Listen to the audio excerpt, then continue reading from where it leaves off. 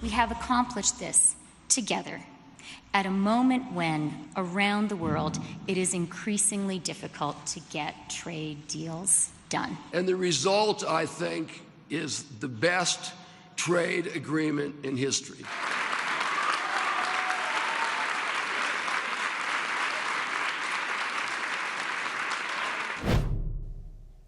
NAFTA 2.0 is now at the finish line today in Mexico City. As you saw there, top Canadian, U.S. and Mexican officials gathered to sign a revised version of the trade pact, one that the U.S. Democrats are finally prepared to ratify. The CBC's Katie Simpson is in Mexico City. She's there for today's signing ceremony and joins us. Hey, Katie, so is this thing finally done or what?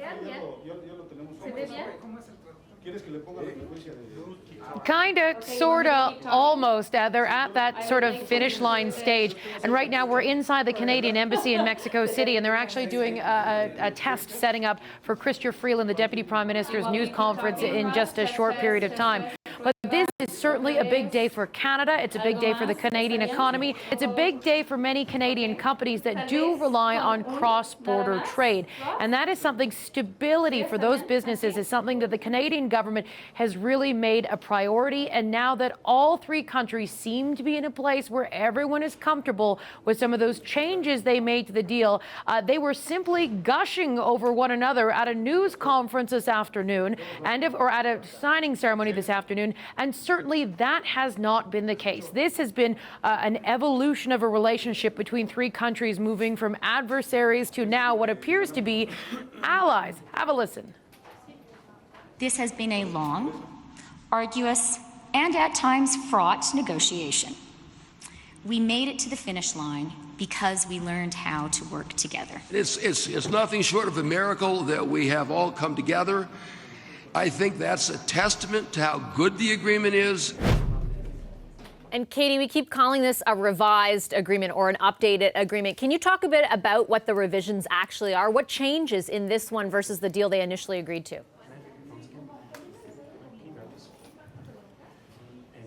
So here's what we're waiting for. We're actually waiting.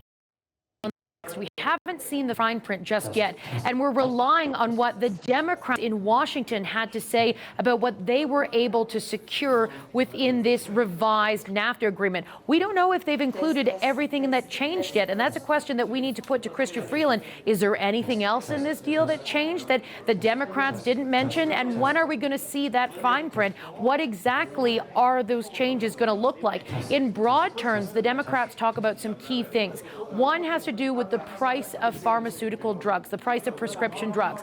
A key provision was removed from that first renegotiated NAFTA back in 2018. It was stripped out of there that would give big pharmaceutical companies some protections from other companies wanting to stand on the shoulders of their science to create generic drugs that would be less expensive. There's also new provisions that will try and make it more difficult to violate labor standards, particularly here in Mexico.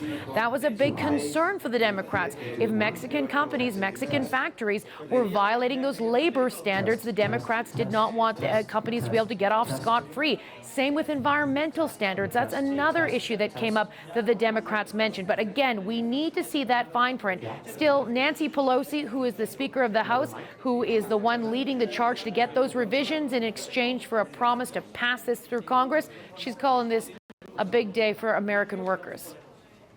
I would say that we came a long way from what he originally proposed. And there are some people who said, why make it look like he has a victory? Well, we're declaring victory for the American worker and what is in this agreement. But we would never, not any one of us is important enough for us to hold up a trade agreement that is important for American workers because of any collateral benefit that might accrue to any one of us. All right, thanks so much, Katie. The CBC's Katie Simpson for us from Mexico City. Today's trade agreement is the product of hours and hours of negotiations. So what did it take to get here? David McNaughton is the former Canadian ambassador to the United States and a party, of course, to many of those negotiations. He joins us now from Toronto. Hi, Mr. McNaughton. Nice to see you again. Good to see you. Thanks for making time for us. As I mentioned, you were a party to these negotiations for a long time. Talk a bit, if you could, about the significance of today. Well, I think it really is a really significant day for Canada and for all three countries. It took us a long time to get here. I think this is a really, really good agreement, particularly for Canada, and I'm proud to have been part of this negotiation and this outcome. But you know, this was a product of an awful lot of cooperation between the federal government, provincial governments, the private sector, the public sector, and unions, and it was really a Team Canada effort that ended up with, I think, a really significant improvement over the old NAFTA. It really is. I want to follow up on that in a second, but first, when you look back to when the deal was initially agreed to, we remember that ceremony. Did you think at the time that it would take another year to get to this stage? Yeah, I'm not surprised. I mean, it was obviously going to be difficult to get, a Democratic-controlled House to go along with it. Having said that, Minister Freeland and I met with Democrats, House Democrats in the spring, and both Speaker Pelosi and Chairman Neal said that they wanted to get to yes. I think Ambassador Lighthizer did a great job of working with the Congress to make the kinds of changes that were necessary to get approval through the House. And I will tell you that all of the changes are, in my view, beneficial to Canada too. On that point, there's some criticism, I think particularly from the NDP today, saying, well, if these changes are so significant and important and beneficial to Canada, why wasn't Canada the one proposing them in the first place? Why did we have to rely on the Democrats to add this to NAFTA? Well, that's kind of a bizarre criticism, but anyway, we got criticized from the other side when we were introducing progressive changes to the NAFTA, and we were told we shouldn't do that Labor chapter, Environment chapter, some of the things that we were proposing were going to be rejected by Republicans. And now we're being criticized by saying that actually the Democrats managed to get changes that we couldn't get. Well, you know what? During the whole process, we knew that at the end of the day, it was going to have to go through Congress. And we worked very closely with Ambassador Lighthizer, who understood that some of these progressive elements in the deal had to be there if it was going to be approved. So, I don't, how you get to the end of the process and how you end up with a really good deal, people can quibble about, but at the end of the day, it is a really good deal, and it's a great deal for Canadians from coast to coast. The version of the deal that was agreed to today, we don't have, as Katie pointed out, the fine print of it, but from where you sit and from the knowledge you have about it, what do you think the main takeaways for Canadians should be? Well, there are some really significant improvements from my perspective. I mean, we had not been really happy about extending patent protection on biologics to 10 years. But because of some of the Republicans in the Senate, Ambassador Lighthizer figured he had to put that in the original agreement.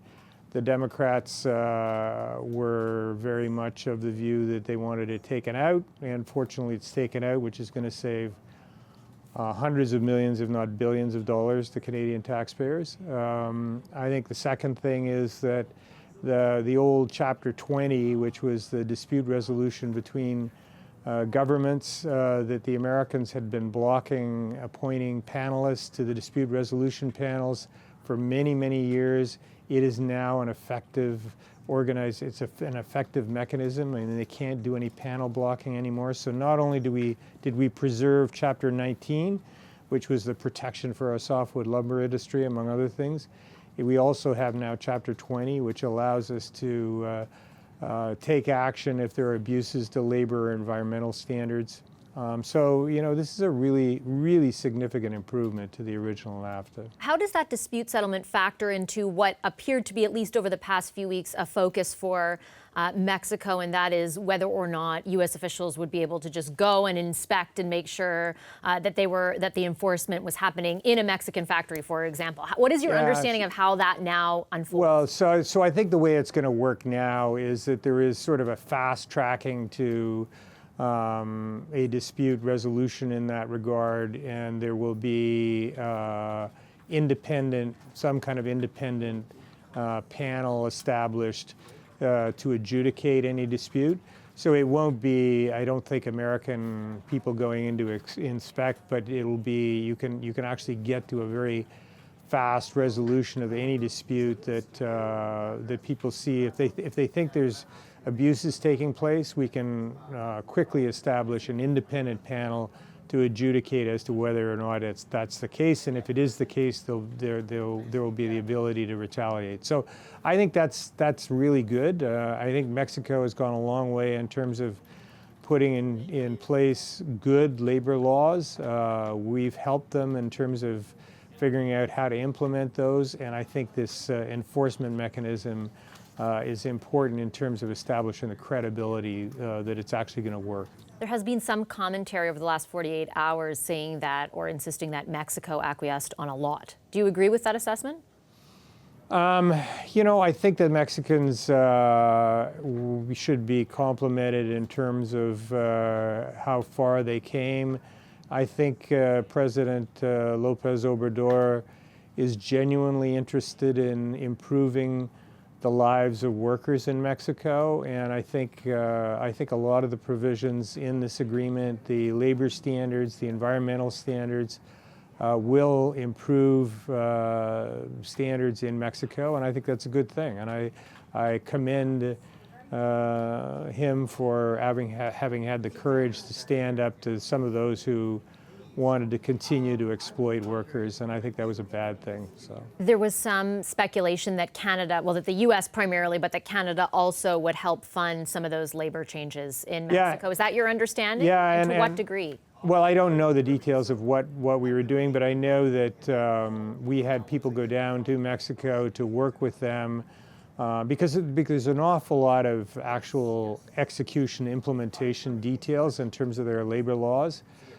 Which they haven't had an awful lot of experience in doing. And so our labor department, our labor minister, went down to kind of convince them that we would help them, not to try to enforce it, but to try to help them, get up the learning curve in terms of how to implement these things. And I think some of our labor unions have participated in those discussions too. So as I say, I think it's been a really good Team Canada effort in terms of getting this across the finish line. Is your understanding, though, that there will be any kind of funds above and beyond what you just described? I don't know the answer to that. I haven't delved into the detail of that yet. So. All right, I'll leave it there then. Thanks, Mr. McNaughton. The only thing I will only say is that I think it was about 3 weeks ago I was on this show, and I predicted that this would actually get done before the end of the year, and there were a lot of people who said that was not going to happen and everything else. So I will just simply, quite apart from celebrating the fact that it got done, to say, told you so.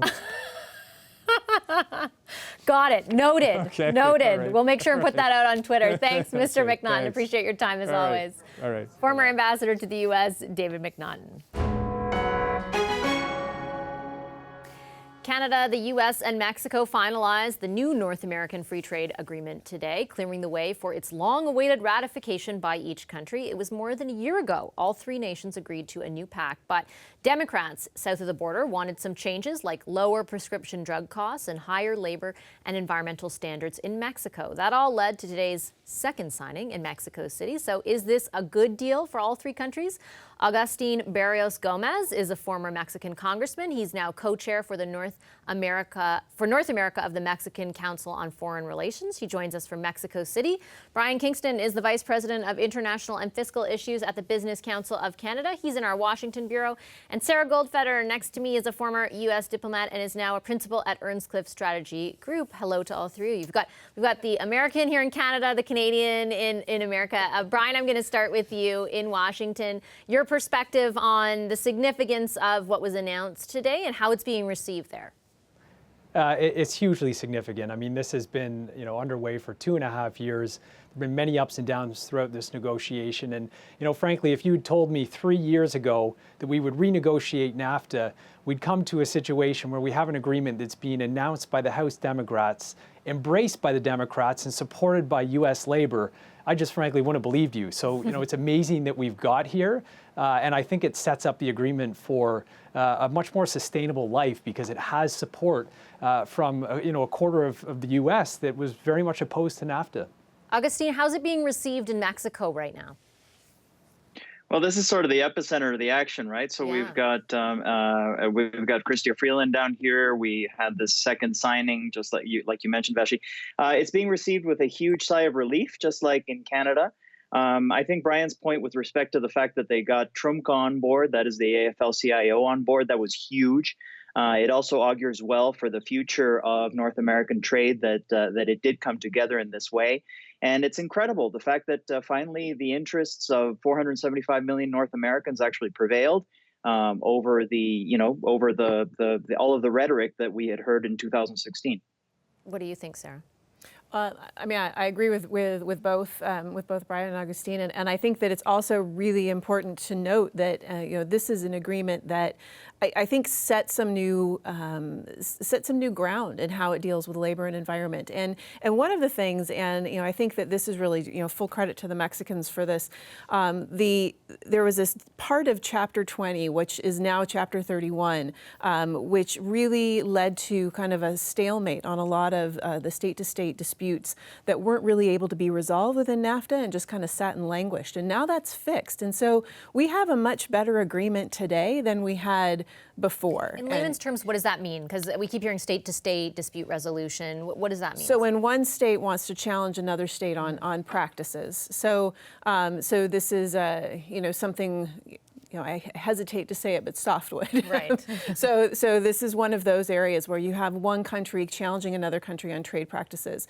And in previous incarnations of this, there was an ability for one of the parties that was involved in it to block the formation of the panels. And now that's going to be fixed. And so those panels will move forward. You have an ability to deal with all of these different intractable issues that are happening between the two countries. And it allows for enforcement of labor and environment and all of the new pieces that were kind of introduced into this, which are kind of groundbreaking in many ways. They actually managed to put teeth on some of this. I'm interested also, Bryan, sort of jumping off what Sarah says, that's the way in which the Deputy Prime Minister, Chrystia Freeland, was sort of framing it in Mexico City today, that she made an interesting comment before we lost our signal, unfortunately, but that was essentially saying, we got agreement on all this stuff, which hopefully will accelerate the acceptance of the concept of free trade and its potential benefits among society, and I'm paraphrasing, but to a larger extent than probably existed a few years ago. Do you think that will be true? Yeah, I completely agree with the Deputy Prime Minister's assessment. The fact that the Americans in particular were able to get some of the demands that they've had with respect to Mexico on labor, on environment, these are longstanding issues that have been raised really since the ink was dry on NAFTA. So I think this will help get more acceptance in the U.S. around this trade agreement, and I hope it makes for a more sustainable long-term deal, and we won't find ourselves in 5 years or 10 years having this debate again around whether or not free trade is good and if the USMCA is a good deal. So I completely agree with that assessment. Agustin, what about in Mexico? Is there, particularly where the change in government occurred, how crucial was that to getting over this final hurdle and where the labor enforcement is concerned particularly? Well, I mean, I would just like to highlight a couple of things. One, the fact that the group that is currently in power in Mexico was exactly the group that was against North American free trade in 1993 in the run-up to NAFTA. So the fact that there was a complete change in that and that they became the principal proponents, I think, is an incredible victory for North American free trade in general over the last 26 years. The second thing is the fact that, like Bryan says, we now have an agreement in which there is buy-in, and I can't stress the importance enough of the fact that Trumka of the AFL-CIO was finally on board, and I think that was actually the watershed. That was what changed everything. When he was in contact with Lighthizer, when he was in contact with President Trump, when he was in contact with the Democrats, and they finally pushed. Now, there are some reserves here in Mexico with respect to what does it actually mean that the Americans are going to be able to adjudicate whether we are actually complying with our own laws on labor standards and all these different things. There's some concern with respect to whether that is in line with national sovereignty. But I think that that's been sort of pushed to the side because at the end of the day, the current government still is in a honeymoon period, and the levels of acceptance of the current government of Andrés Manuel López Obrador are above 65%. So people are going to be willing, right now they're willing to give him the benefit of the doubt. It's okay if you negotiated it, we're good. Agustin brings up a very crucial point, and that is the support of unions behind what the Democrats were proposing here. How crucial is the union involvement in all of this, Sarah? Incredibly. If you think back to the 2016 election, you think back to the AFL-CIO's campaign against TPP and anyone who supported it and any party that supported it. So they pretty much successfully took down the Democrats within this, just that particular election with that campaign. So not having them on board moving into the 2020 campaign would have been absolutely unacceptable for the Democrats, and I think less so for the president, but definitely the Democrats feel like this is their traditional base and they really needed to do something for them. And I think it's also really important to note, like, a number of these changes that took place in between the original signing of the new NAFTA and today's signing of the new NAFTA are really about making sure that the benefits of free trade extend to all citizens of all three countries. And so it's kind of interesting to me because it's kind of that progressive trade agenda that became the bad word during the negotiations, but